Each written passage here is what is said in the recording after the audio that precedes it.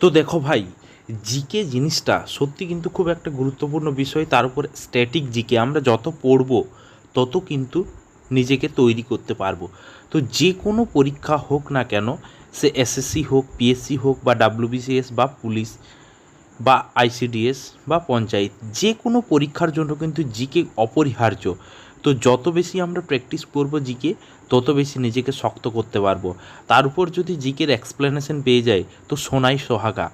তো যাই হোক, জিকে অর্থাৎ স্ট্যাটিক জিকের আবার একটা নতুন ভিডিওতে জিএস গুরু পুরুলিয়া ইউটিউব চ্যানেলে তোমাদের সবাইকে স্বাগত।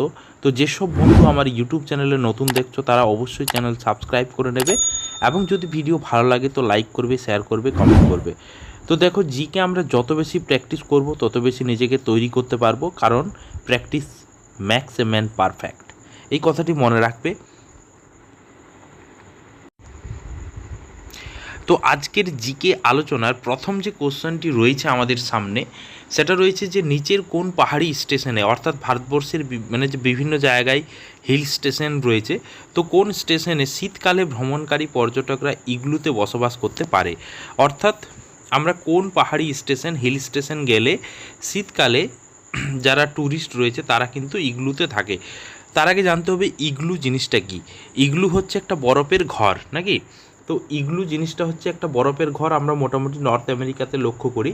তো এখানে ভারতবর্ষে সেই ইগলুর মজাটা কোন জায়গাতে পাবে? নৈনিতাল উত্তরাখণ্ডের, সিমলা হিমাচল প্রদেশ, জম্মু কাশ্মীর এবং মানালি। তো এই ইগলুর মজা পাবে কোথায়? মানালিতে।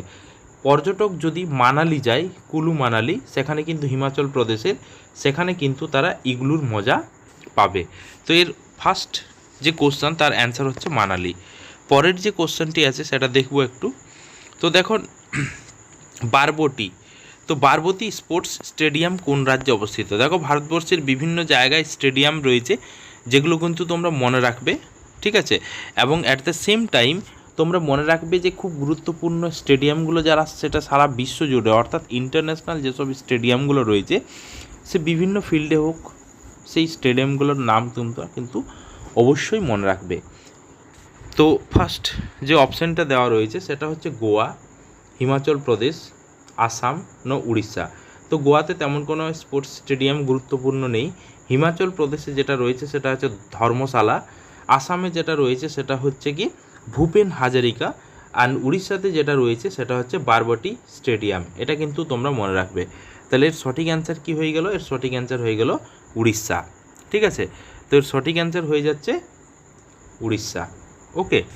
তো নেক্সট পরের যে কোশ্চেনটি পড়ব, যে ভাইলাঙ্কানি বা ভ্যালেঙ্কানি তামিলনাড়ুর ড্যাশ জেলায় অবস্থিত একটা তীর্থযাত্রী কেন্দ্র। ভ্যালেঙ্কানি জিনিসটা কি, দেখো কোন জেলায় অবস্থিত এবং কেন ইম্পর্টেন্স দেখো এই জেলাটা। তো চারটা অপশান দেওয়া রয়েছে: থেনি, সালেম, তারপরে হচ্ছে নাগাপট্টিনাম, মাদুরাই। মাদুরাইকে এর আগের আমরা একটা কোশ্চেনে এক্সপ্লেনেশন করেছিলাম, একে বলা হয় প্রাচ্যের ভেনিস বলা হয়।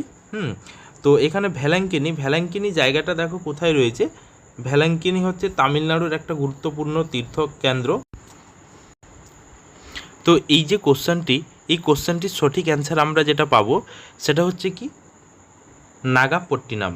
দেখো, এখানে যে ভ্যালাঙ্কিনিতে প্রচুর পরিমাণে দ্রাবিড়িয়ান স্টাইলে হিন্দু মন্দির রয়েছে। তো এখানে এই যে 1600 শতকে তৈরি এই যে মন্দিরটি, এই মন্দিরটির একটা তিনটে বিশেষত্ব আমরা খুঁজে পাই, তিনটে মিরাকেল জিনিস ঘটেছিল এখানে। হচ্ছে যিশু এবং মেরি এর মাঝে একটা রাখাল বালক লক্ষ্য করা গিয়েছিল।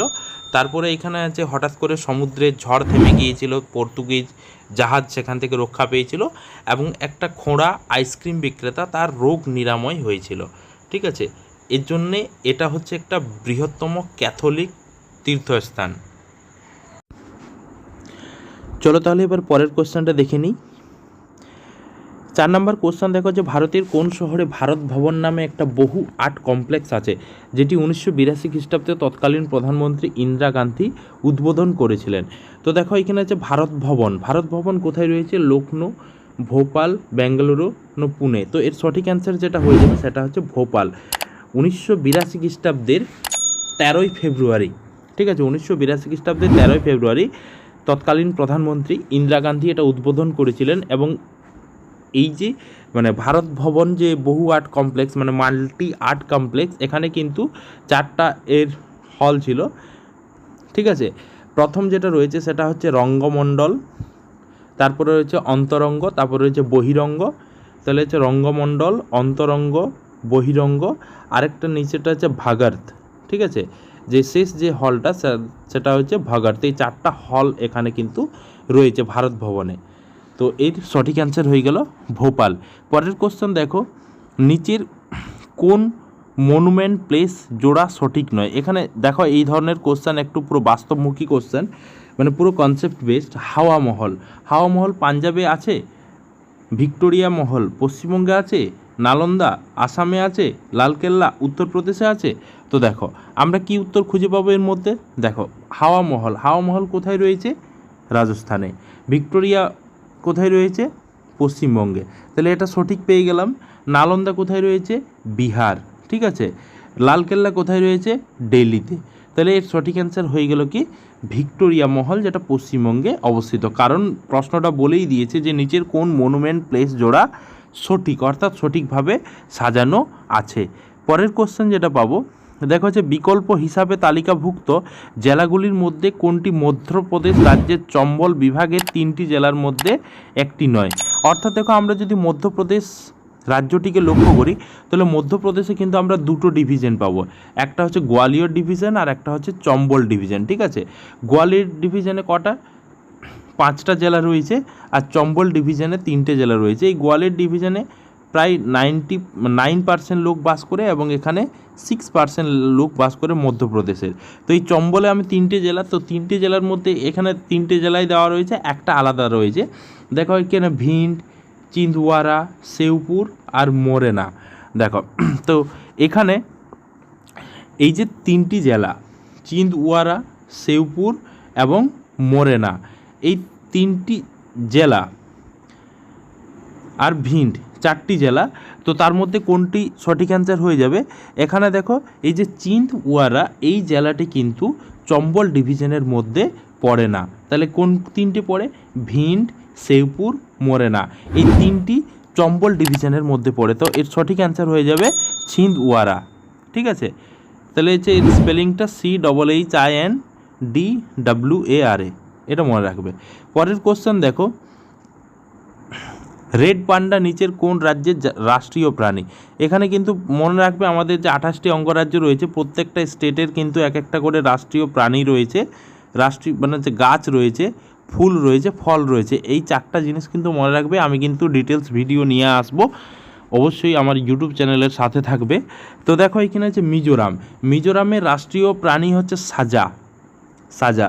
একে বলা হতো মানে এরা মিজো ভাষায় সাজা বলে, অ্যাকচুয়ালি এর নাম হচ্ছে হিমালয়ান স্যারো, ঠিক আছে, হিমালয়ান স্যারো। মণিপুরে যেটা রয়েছে সেটা হচ্ছে সাংগাই, হরিণ টাইপের সাংগাই, ঠিক আছে। মেঘালয়ে যেটা রয়েছে সেটা হচ্ছে ক্লাউডেড লেপার্ড। তো তাহলে এর সঠিক অ্যান্সার হয়ে যাবে সিকিম। সিকিমে যে রাজ্য প্রাণী রয়েছে অর্থাৎ স্টেট অ্যানিম্যাল যেটা, সেটা হচ্ছে রেড পান্ডা। তাহলে মিজোরামে যেটা পেলাম সেটা হচ্ছে কি হিমালয়ান স্যারো, মণিপুরে যেটা পেলাম সাংগাই, মেঘালয়ে যেটা পেলাম ক্লাউডেড লেপার্ড। পরের কোশ্চেন দেখো, তামিলনাড়ুর কুলাম পারমাণবিক বিদ্যুৎ কেন্দ্র কার সহযোগিতায় স্থাপিত হয়েছে? ভারতবর্ষের বিভিন্ন জায়গায় কিন্তু বিভিন্ন জিনিস বৈদেশিক সাহায্য নিয়ে গড়ে উঠেছে, ঠিক আছে। আমরা যেমন বিভিন্ন রকম স্টিল কোম্পানিগুলো যেগুলো আছে রয়েছে, টিস্কো, তারপরে ধরো তোমার রাউরকেলা, বোকারো, ডিএসপি, এগুলো বিভিন্ন মানে রাষ্ট্র আর কি সহযোগিতা করেছে। তেমনি তামিলনাড়ুর কুডানকালাম যে পারমাণবিক বিদ্যুৎ কেন্দ্র যেটা রয়েছে সেটা হচ্ছে কার সহযোগিতায় তৈরি হয়েছে, অর্থাৎ কোন দেশ এটাকে তৈরি করতে সহযোগিতা করেছে? America, France, Russia, Australia. তো দেখো এই যে কুডানকালাম পারমাণবিক বিদ্যুৎ কেন্দ্র যেটা রয়েছে সেটা হচ্ছে যে তামিলনাড়ুর তিরুচিরাপল্লী এই জেলাতে রয়েছে এবং এখানে 6000 মেগাওয়াট বিদ্যুৎ উৎপাদনের ক্ষমতা রয়েছে, যেটা হচ্ছে ভারতের বৃহত্তম, ঠিক আছে, পারমাণবিক বিদ্যুৎ কেন্দ্র। এবং এটা রাশিয়া কি আছে? রাশিয়া এবং NPCIL এর সহযোগিতায় নিউক্লিয়ার পাওয়ার কর্পোরেশন, ঠিক আছে, nuclear power corporation India limited এর সহযোগিতায় গড়ে উঠেছে। তাহলে কে কে সহযোগিতা করেছে? রাশিয়া এবং NPCIL এই দুটোর সহযোগিতায় গড়ে উঠেছে তামিলনাড়ুতে। পরের কোশ্চেন যেটা পাবো, বিবেকানন্দ রক মেমোরিয়াল ভারতের কোন রাজ্যে অবস্থিত? দেখো এখানে হচ্ছে তামিলনাড়ু, মহারাষ্ট্র, অন্ধ্রপ্রদেশ, কেরালা। তো এর সঠিক অ্যান্সার হয়ে যাবে তামিলনাড়ু। কন্যাকুমারিকাতে বিবেকানন্দ রক মেমোরিয়াল অবস্থিত। লাস্ট অ্যান্ড ফাইনাল কোশ্চেন যেটা পাবো, যে মার্শাল আর্টের নিম্নলিখিত ফর্মগুলির মধ্যে কোনটি কেরালা থেকে এসেছে? দেখো তো এখানে 4টা অপশান দেওয়া রয়েছে, পাইকা আখড়া, গাটকা, কালেরি পায়াত্তু এবং সিলাম্বাম। তো এর সঠিক অ্যান্সার হয়ে যাবে গাটকা। গাটকা অ্যাকচুয়ালি মোটামুটি বলা যায় এটা হচ্ছে তোমার যে শিখ গুরু যেটা রয়েছে, 6 নম্বর শিখ গুরু হরগোবিন্দ, তিনি আর কি যখন, তো এর সঠিক অ্যান্সার যেটা আমরা পেয়ে যাব সেটা হচ্ছে কি, দেখে নাও। তাহলে এর সঠিক অ্যান্সার যেটা পেয়ে যাব সেটা হচ্ছে গাটকা, ঠিক আছে। মোটামুটি 6ষ্ঠ শিখ গুরু হরগোবিন্দ তিনি আর কি যখন কৃপান গ্রহণ করেছিলেন তখন মোটামুটি এটা এসেছে এরকম জানা যায়, ঠিক আছে। তো এটা হচ্ছে একটা আত্মরক্ষামূলক মার্শাল আর্ট, যেখানে কিন্তু তলোয়ার, লাঠি এইসব থাকতো, ঠিক আছে। তো এই মার্শাল আর্টটা কিন্তু কেরালা থেকে এসেছে, এটা তোমরা মনে রাখবে। তো যাই হোক, এই ধরনের নিত্য নতুন ভিডিও পেতে এবং নিজের প্রস্তুতিকে আরও তুঙ্গে নিয়ে আসতে অবশ্যই আমার ইউটিউব চ্যানেলকে ফলো করো এবং লাইক করো, শেয়ার করো, কমেন্ট করো। Thank you.